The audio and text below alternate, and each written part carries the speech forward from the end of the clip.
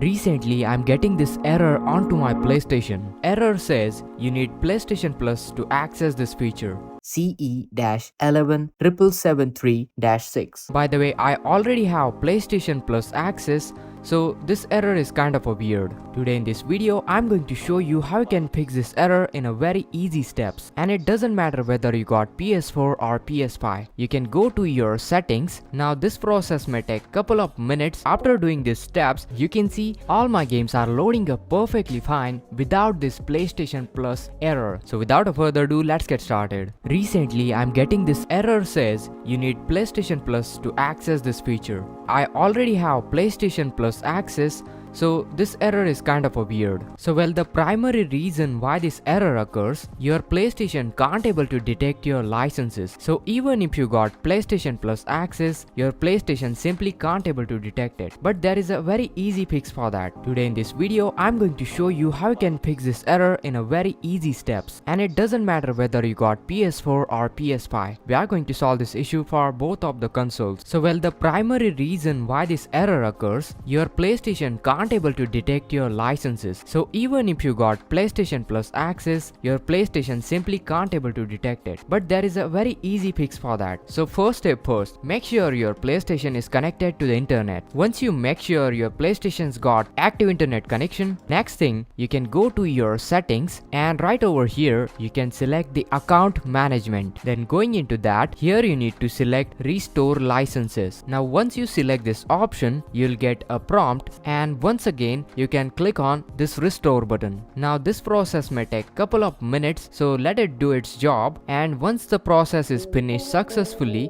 you'll get this prompt, licenses restored. Normally, after doing these steps, your error should be fixed. But if you are still getting the same error, in that case, you can select this activate as your primary PS4. And over here, you can select the activate. Now, if your PlayStation is already activated as your primary PS4, then you can simply deactivate it first of all. Once your PS4 is deactivated, then again you can simply select the activate as your primary PS4. And this time loading up any of the game, you can see all my games are loading up perfectly fine without this PlayStation Plus error. I sincerely hope your error is gone as well. Do let me know in the comments down below. Make sure to hit that like